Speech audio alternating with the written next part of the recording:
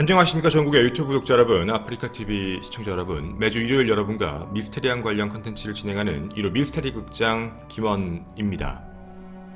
오늘 여러분과 함께 진행하게 될 이야기는 UFO 관련, 외계인 관련 컨텐츠입니다. 사실 이 내용 자체적으로는 좀 진행된 부분도, 분류된 부분도 좀 오랫동안 된 부분입니다. 그리고 한 가지만 좀 미리 이 컨텐츠를 시작에 앞서서 좀 부탁을 드리고 싶은 사항은, 이 내용 자체에 대해서는 좀 신빙성이 없는 내용들을 다 자른 부분입니다. 신빙성이 좀 있는 쪽으로 해서 말씀을 드린 부분이니 조금 더 주의 깊게 봐주시면 좋겠습니다. 오래도록 외계인과 관련된 이야기들은 많은 사람들에게 정해져 왔습니다. 하지만 우리 모두가 정확하게 알고 있는 사실 자체만 좀 놓고 보면 보여지는 것들 자체가 100% 전부 사실이 아니라는 부분이기도 합니다. 어떤 누군가는 그 일부만을 믿고요, UFO와 외계인의 존재를 믿고 있고, 또 누군가는 그 모든 것 자체를 부정하기도 합니다. 즉 우리상 눈에 보이는 이런 사진들, 이런 내용들을 전부 다 믿을 수는 없다는 거죠. 사람들의 생각과 견해에 따라 다른 문제이기도 합니다. 저희도 그래서 오랫동안 외계인 및 UFO와 관련된 이야기를 자체적으로 좀 등급을 좀 나누어 보았습니다. 그 중에 가장 좀 중요하게 저희가 나눠보고 싶었던 건 외계인의 존재에 대한 부분, 정확하게는 외계상 생명체가 실제로 지구인과 만났고 접촉을 했다라는 증거물에 대한 내용들, 그런 주장을 했던 사람들에 대한 분류였습니다. 그렇게 총 저희가 분류를 했을 땐 3가지 그룹으로 분류를 시켰고, 현재까지 그거에 대한 내용이 약 1000건 가까이의 내용이 있습니다. 일단 저희가 레벨 1으로 분류한 그룹은 고발자 그룹입니다. 고발자 그룹이란 정도는 뭐냐면, 군대나 혹은 정부 혹은 뭔가 공신력을 가지는 사람들이 문서도 가지고 있으며 그거에 대한 증거, 사진 및 자료를 다 가지고 있는 자들, 실제로 외계인과 관련되어 있다면 나사나 아니면 국제우주정거장, 실제 우주 비행사였다든가, 이런 경우는 저희도 레벨 1으로 분리를 시켰습니다. 그리고 레벨 2 집단은 대부분 민간인과 관련되어 있는 집단인데, 자신이 목격한 사건 같은 거에 대해서 따로 문서 같은 걸 가지고 있거나 그 문서에 대해서 일반적으로 사람들 사이에 인정도 좀 받고 있는 사람들, 그런 경우에서는 레벨 2에다가 배치를 따로 시켜놨었습니다. 그리고 저희는 그 외에 나머지 모든 확인이 되지 않는 그룹은 레벨 3에다 배치를 해놓고, 그 어떤 정확한 증거가 있는 건 아니고 공신력으로 누군가에게 평가받은 자료가 아닌 것들, 말 그대로 설처럼 그냥 하나의 설이죠. 그렇게 글로만 다니는 경우를 저희는 레벨 3에다가 배치를 따로 해놨습니다. 그동안 컨텐츠도 준비하고 그리고 여러가지 배치를 하면서 저희가 판단했을 때 레벨 3 쪽에 거의 98% 이상을 다 차지하게 됩니다. 실제로 레벨 1과 레벨 2에 배치받는 경우는 그렇게 많지는 않다라는 얘기가 되는 거겠죠. 저희가 레벨 3에 있는 내용들을 방송을 잘 진행하지 않는 이유도 너무 허무맹랑할 수도 있고, 굳이 얘기했을 때 그냥 말 그대로 호기심적일 수는 있겠지만 굉장히 신빙성이 떨어질 수도 있다라는 판단했기 때문에 되도록이면 진행하지 않았습니다. 오늘 여러분과 ISS UFO라고 진행하는 이 컨텐츠에서 이야기하게 될 부분은 바로 레벨 1에 있는 사람들의 이야기입니다. 그 레벨 1의 이야기에 있는 사람들 중 외계인들과 실제 접촉을 한 경험이 있다던가, 아니면 외계인이 접촉하는 걸 본 적이 있다라고 했던 그 사람들에 대한 이야기입니다. 일단 첫 번째부터 이야기를 출발하겠습니다. 이름 윌리엄 쿠퍼입니다. 태평양 함대 사령관이었으며 미 해군 정보팀에서 군 복무를 했습니다. 실제 모든 복무 기록도 사실입니다. 그리고 이 사람은 굉장히 오랫동안 지구상에서 외계 생명체에 대한 이야기 및 외계인에 대한 다양한 정부 그리고 기업단체들이 상호작용을 하고 있다라는 부분에 대해서 목격을 했다라는 폭로를 하는 남자입니다. 바로 윌리엄 쿠퍼라는 남자죠. 그리고 두 번째는 바로 이 남자입니다. 클리퍼드 스톤이라는 분인데, 실제 이분은 22년간 미 육군 참모를 지내셨습니다. UFO 회수를 겨냥한 비밀 프로젝트를 22년간 근무하셨으며 1969년 미 국방성 펜타곤에서 외계인과의 실제 만남이 있었다라는 걸 진술했던 사람입니다. 그리고 세 번째입니다. 빌 대위인데요, 전 미국 해병대와 USAF 및 항공 우주 엔지니어의 역할을 수행했던 사람입니다. 그는 외계인이 입장하는 회의에 실제로 참석한 적이 있으며 당시에 그들과 함께 고급 기술과 관련되어 있는 문제에 조언을 받고 자신들도 제공한 것도 있다라고 주장을 하십니다. 그리고 되게 여러가지 사람 중에 마지막 사람입니다. 바로 이분이십니다. 이름은 클라크 맥클랜드인데 34년간 아폴로, 스카이랩, 우주왕복선 및 국제우주정거장에 근무를 한 전직 우주 비행사입니다. 이분은 이런 이야기를 합니다. ISS에서 우주비행사와 연락을 하는 외계인을 실제로 목격한 적이 있다 라고 이야기를 합니다. 실제 이분의 사이트도 이따가 한 번 더 소개해드리겠지만 이분 같은 경우에는 로즈웰 사건 같은 경우는 천문 관측용 기구다라고 하시고 아폴로는 실제였다라고 주장하시는 분입니다. 어쨌든 전직 나사 우주 비행사입니다. 자, 일단 제가 많은 사람들보다는 일단 좀 굵직한 네 분에 대한 이야기를 먼저 드렸습니다. 이들의 공통적인 이야기는 자신이 직접 근무했으며 그 근무에 대한 자료가 명확하고 실제로 근무한 자료에 대해서 오픈하고 있으며 그리고 외계 생명체와 UFO와 관련된 사실을 직접 봤거나 목격했다 라는 이야기입니다. 그리고 더 무서웠던 점은 뭐였냐면 이걸 공식력 있는 기관 혹은 정부까지도 알고 있고 매치를 하고 있고 만났다라는 부분인 거죠. 즉 접촉이 있었다라는 부분을 공통적으로 진술을 하고 있습니다. 과연 이 부분이 사실일지가 되게 의심 가는 대목이기도 하죠.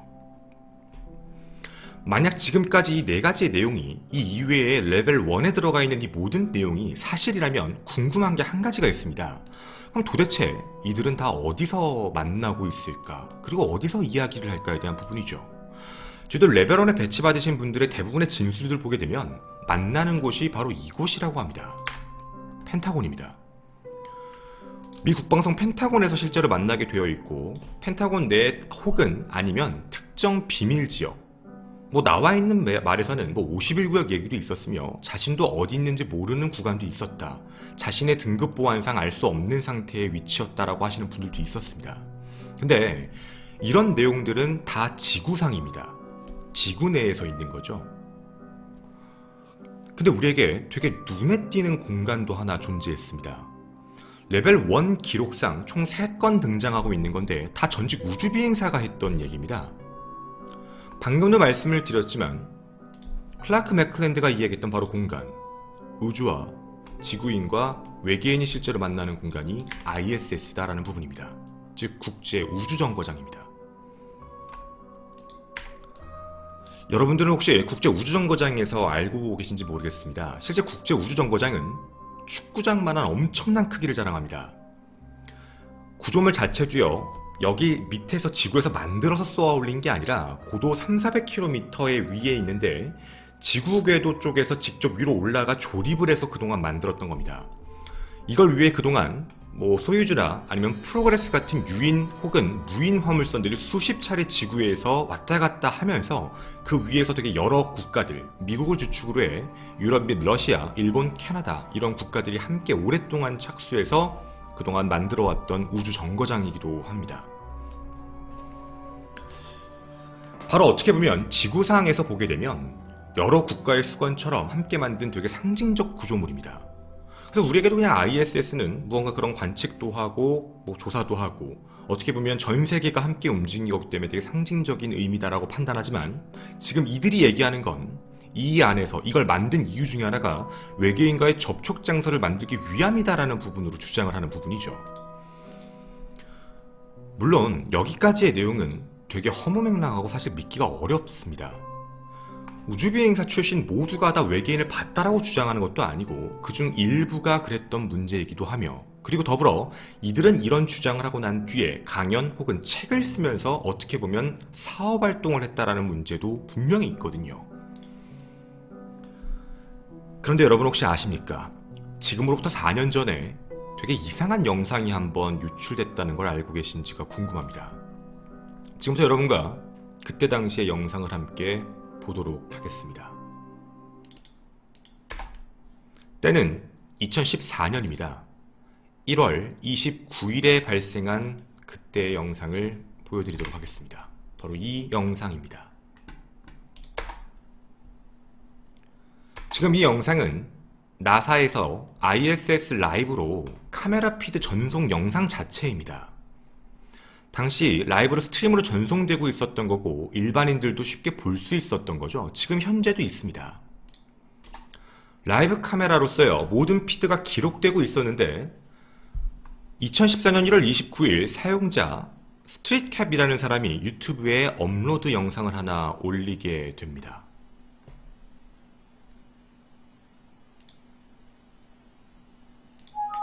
지금 여러분이 보시는 바로 이 영상이죠. 무언가 여러분의 눈에 이상하게 보이는 물체가 혹시 있으신지 모르겠습니다.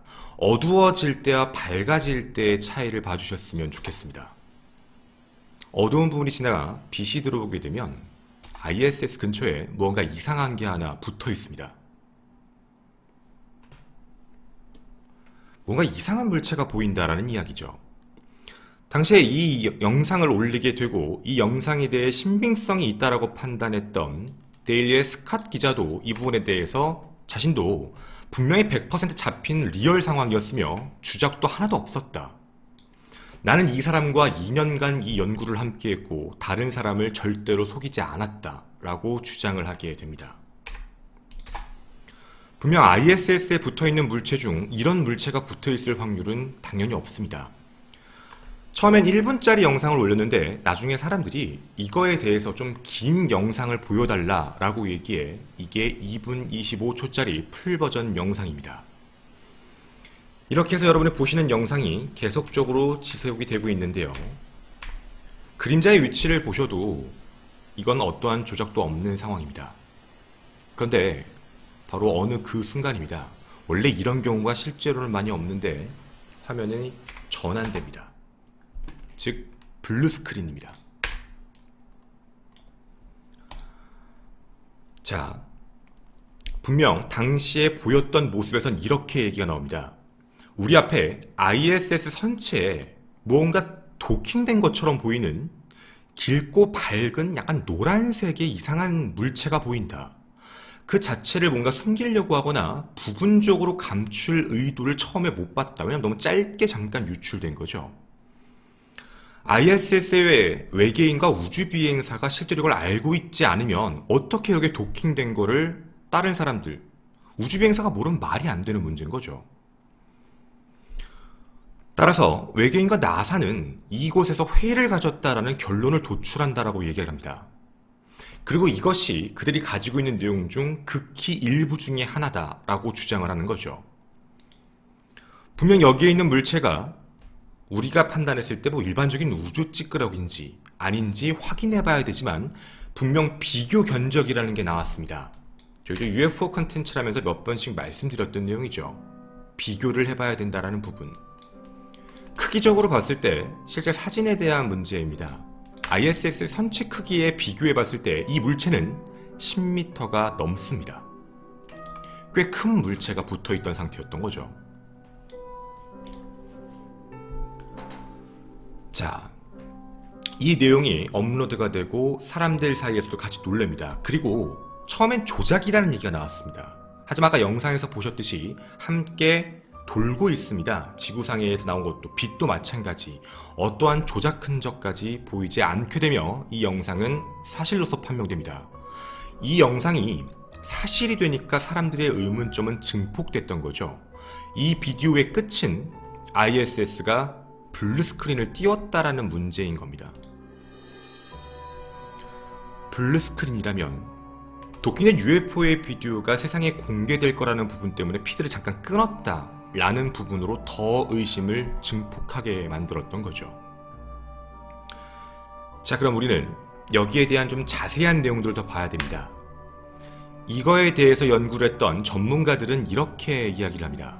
천천히 지구가 회전하는 동안 이 길이 10m로 보이는 이상한 물체는 렌즈 플레어 같은 현상, 눈부심, 반사된 이미지 또는 다른 종류의 카메라의 이상이 아니라는 걸 나타내는 그 안에 고정핀까지 함께 존재하는 게 보인다.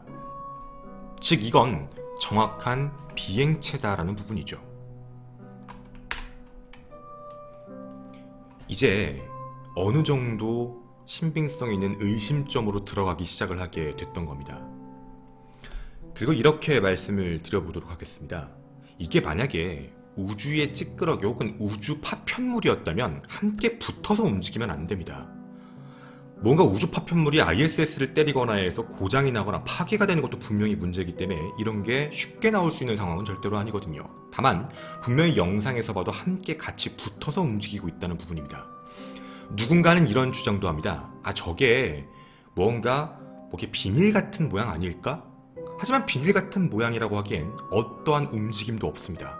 그냥 고정되어 있는 이상한 형태의 모양으로 그대로 딱 똑같이 움직이고 있다는 부분이죠. 그럼 정말 이 안에서 도킹을 했고 도킹을 한 외계인이 ISS 안으로 들어가 무언가 일을 했다는 게 정말 맞는 얘기일까요? 한 박사의 이야기입니다. 닥터 퍼울이라는 사람인데 물리학 박사입니다. 모습을 봤을 때 어떠한 우주선과도 모양은 일치하지 않는다라고 주장을 합니다. 옆에 나선형의 모양을 봤는데 이 모양 가장 왼편에 전자기 헤이즈라는 게 존재한다 라고 이야기합니다. 이게 바로 뭐였냐면 반중력 추진 시스템을 그대로 처용하고 있다라는 문제인 건데요. 이건 지구상의 물체가 실제로 쓰지 않는 문제다라고 이야기하며 어떻게 보면 이상한 외계 물체가 도킹했다라는 거에 대해 증언을 더 해주는 겁니다.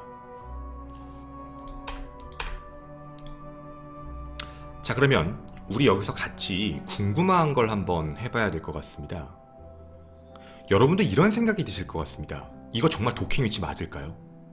이게 만약에 그냥 일반적인 ISS 근처에 그냥 하나의 구조물처럼 붙어있는 걸 수도 있으니까 이게 정말 도킹 위치가 맞을까에 대한 궁금증입니다. 저희도 똑같았습니다. ISS의 표면도를 확인해봤습니다. ISS는 현재 도킹할 수 있는 위치에 대한 부분은 총 5군데로 배치를 받고 있습니다. 맨 오른쪽에 보시는 판넬을 제외한 부분들로 도킹에 대한 위치인 거죠. 그래서 이쪽 부분에 대해서 도대체 어느 쪽에서 도킹을 했을까에 대한 문제를 확인을 해봤는데요. 바로 이 부분입니다. 소유주가 들어가는 크루 모듈에 바로 정확하게 도킹된 상태입니다. 그러니까 즉 우리가 생각하는 일반적인 구조물이 어딘가에 얻어 걸렸거나 모양이 있다가 아니라 실제로 도킹할 수 있는 장소에 붙어있는 게 사실인 겁니다. 그 누구도 부정하지 않는 사실인 거죠. 그럼 이제 궁금한 게 있습니다. 아까 얘기했던 바로 이 남자의 이야기, 그거 처음 아니고 예전에도 그랬다라는 이야기, 레벨 1 단계에 나왔던 클라크의 이야기를 좀 들어봐야겠습니다. 실제 클라크가 운영하고 있는 인터넷 페이지입니다. 그리고 저도 이쪽에서 자료를 많이 구매를 한 상태이기도 합니다. 사실이든 아니든 구매할 건 구매해야죠. 자신에 대한 내용들, 자신이 나사에서 기록을 했던, 그리고 거기서 느꼈던 것들에 대한 모든 것들, 그리고 그 부분에 대해서는 판매하는 것도 따로 있습니다. 그래서 그동안에 우주와 관련된 기록들을 이렇게 판매하고 있고 저희도 이걸 구매해 내용을 확인하고 있는 겁니다. 자, 이제 그 내용에 대해서 말씀을 좀 드리겠습니다. 이 사람은 이렇게 얘기합니다. 나사의 전 직원, 그리고 본인도 34년간 수많은 임무를 수행을 했고 그 안에서 운영자로서 일을 했었다. 그리고 나에 대한 이제 주장이다. 1992년 미 항공우주국 나사에 의해서 당시에 안전에 대한 부분, 자신에 대한 안전에 대한 확보가 철회되기 전, 그때 당시에 우주왕복선 미션에서 이런 비슷한 걸 본 적이 있다는 이야기입니다.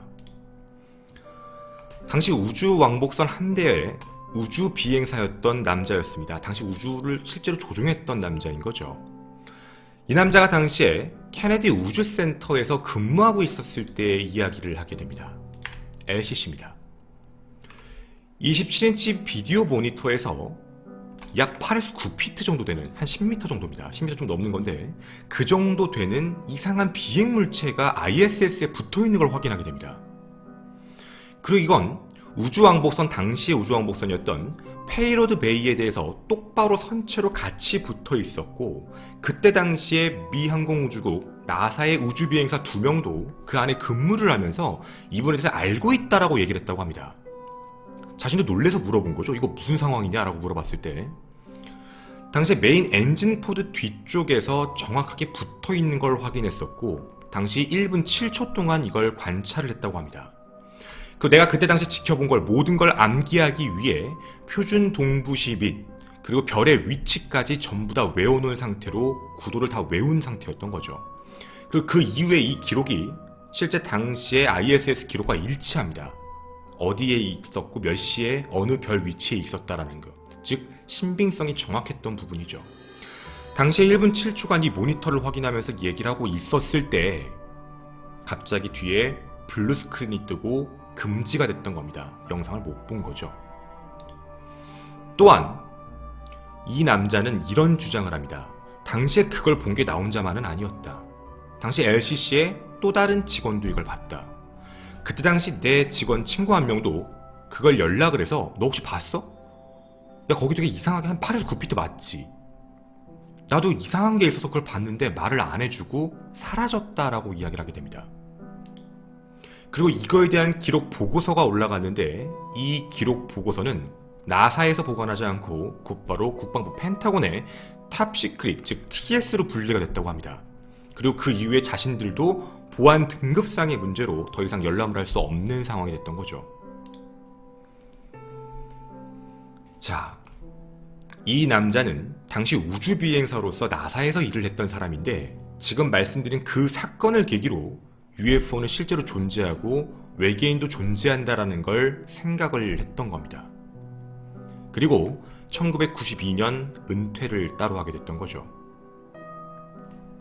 그리고 아까 보여드렸던 그 웹사이트에서 자신이 근무를 하면서 겪었던 모든 내용 그리고 주장, 자료들을 판매하고 있는 겁니다. 맥클렐랜드에 대한 내용이 과연 정말 무조건 맞다 틀리다를 이야기하기 전에 이 내용은 분명히 어느 정도 외계 문명 그리고 나사와 펜타곤이 함께 합작으로 해서 약간의 협력이 있다는 걸 어필하고 있는 내용이기도 합니다.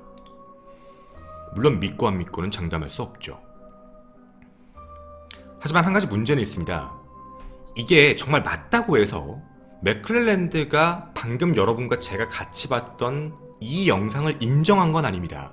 제가 이 사례를 가지고 온 이유는 뭐였냐면 이게 2014년에 발생한 것 그리고 그 전에 이분이 이미 봤다는 것 90년대에도 이미 이런 걸 봤다는 얘기가 됐기 때문에 하나의 인용 사례로 가지고 온 정도입니다.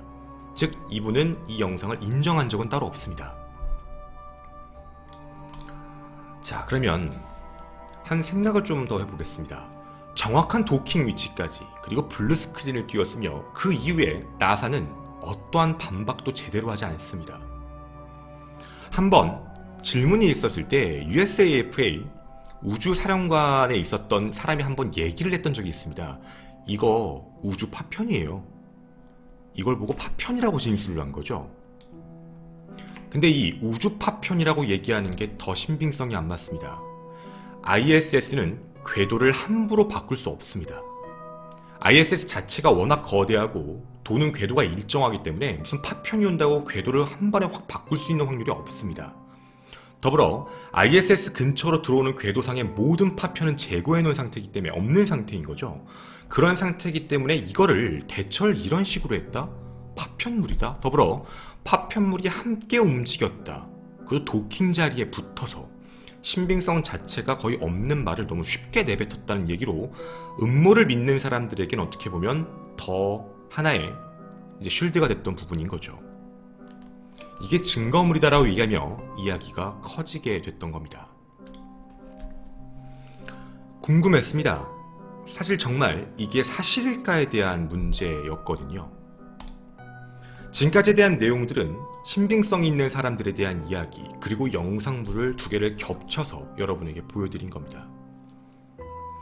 저희가 가졌던 의문점이 사실 있습니다. 여기까지는 저희들끼리의 분석 자료입니다. 물론 불필요하시면 안 보셔도 상관은 없습니다. 음모를 믿으시면 음모를 믿으셔도 되고 그게 아닌 뭐 이런 견해도 있다면 함께 이쪽도 봐주시면 좋겠습니다. 만약 이게 도킹에 대한 문제인데요. 도킹이 가능한 거라면 외계인은 어떻게 우리와 도킹 기술이 같았을까에 대한 문제입니다. 도킹에 대한 규격은 정해져 있습니다. 즉 지구상의 모든 이제 우주 비행선들이 도킹을 실제로 시도할 때 우주 비행선에 만드는 도킹 규격이 정해져 있는 문제고 모양도 정해져 있는 건데 그걸 어떻게 외계가 똑같이 함께 갖고 있었을까에 대한 문제입니다. 그리고 도킹은 여러분도 이제 도킹하는 장면들을 외부에서 보셨겠지만 도킹하는 조종사가 실제로 수동으로 조종을 하면서 갑니다. 그래서 자연스럽게 들어가서 결합을 시키는 관계이거든요. 그럼 이게 어떻게 외계 생명체와 결합이 가능했을까에 대한 문제입니다. 물론 외계에서 기술력을 먼저 줘서 그걸로 같이 맞춘 거다라고 하면 사실 할 말은 없겠지만 과연 이게 가능할까에 대한 문제였던 거죠. 저희는 이것뿐만 아닌 그럼 한 가지의 전제를 깐 겁니다. 이게 정말 도킹에 대한 문제였다면 우리가 잘못 본 거 아닐까 합니다. 물체에 대한 착각인 거죠. 저희도 그래서 물체가 비슷한 것들을 찾아봤지만 정말 많이 나와 있진 않았습니다. 크게 나눴을 때 두 가지가 분리되는데 첫 번째로 눈에 띄었던 게 바로 이겁니다. 바로 퀘스트 에어록이라고 부르는 건데요. 여러분이 보시는 도킹 장치에 장착되어 있는 어떻게 보면 하나의 장치이기도 합니다. 이 부분에 대해서 혹시 잘못 본 게 아닐까에 대한 불분명한 여러 사람들의 견해가 있었습니다. 저희도 이 부분을 확인을 해봤습니다. 여러분에게도 보여드리고 싶었습니다. 같아 보이냐라는 부분인 거죠. 같아 보입니까? 사실 같아 보인다고 얘기하기가 애매한 게 퀘스트 에어록은 뭔가 곡선에 대한 부분이 있는 게 아니라 원형에 대한 모습을 갖고 있습니다. 어떠한 각도에서 보더라도 사실 이렇게 뾰족한 모양의 형태처럼 보여지는 형태가 눈에 띄게 보이진 않았거든요. 물론 이걸 보시는 분 중에 믿으시는 분도 있을 수 있다고 생각을 합니다. 실제 외국 사례에서는 퀘스트 에어록이라고 믿는 분들도 계십니다. 제가 이걸 부정하는 건 아닙니다. 하지만 저희 주관적으로 봤을 때도 모양이 좀 그렇게 비슷한 것 같지는 않은데? 라고 생각을 했던 거죠. 자, 그러면 그 다음에 어떤 게 있을까를 되게 조심스럽게 찾아보기 시작을 했습니다. 도킹을 하려면 우주선이어야 됩니다. 하지만 우주선 치고는 굉장히 크기가 작다라는 게 어떻게 보면 하나의 힌트이기도 했었죠. 보시다시피 좀 작거든요. 10m 정도. 10m의 우주비행선이 지구에서 날아가려면 아마 유인은 아닐 것이랍니다. 유인 우주선으로는 힘들지 않을까에 대한 생각이었죠. 사람이 타고 가기는 어려우니까 말입니다. 그러면 무인이 아닐까라는 생각이죠. 무인 비행선. 저희가 여러분에게 보여드릴 두 번째 비행체는 X-37B라고 불리는 무인 우주선입니다. 사람이 타지 않는 우주선인 거죠. 이분에 대한 설계 도면을 좀 보여드리면 이런 모양으로 보이게 됩니다. 크기는 그렇게 크지 않습니다. 하지만 우리가 지금 봤던 모양과 봤을 때는 저게 저 모양이라고 볼 수 있을 만큼 됐을까? 라는 부분입니다. 여러분에게 일종의 상상력이라는 부분을 좀 요구하겠습니다. 지금 여러분이 보시는 이 X-37B가 지금 이게 옆모습입니다. 그리고요, 아까 여러분이 보신 게 뒷모습입니다. 뾰족한 날개에 대한 부분도 보이실 거고 앞쪽에 대한 모습은 둥글고 긴 형태처럼 무언가의 모습이죠. 설계 도면을 가지고 와서 보여드리겠습니다. 이 모양입니다. 이제 우리가 좀 상상을 해봐야 될 부분이 뭐냐면 위, 옆, 앞이 아니라 옆입니다. 약간 틀어져 있는 형태. 위에서 봤을 때는 당연히 날개 두 개가 보이겠지만 이 부분을 옆으로 살짝 돌렸을 때의 모습을 이야기했던 부분인 거죠. 옆으로 살짝 돌려서 도킹을 한 모습의 옆쪽으로 부딪혔다라고 봤을 때 이 날개에 대한 부분과 곡선에 대한 부분이 비슷한 게 아닐까?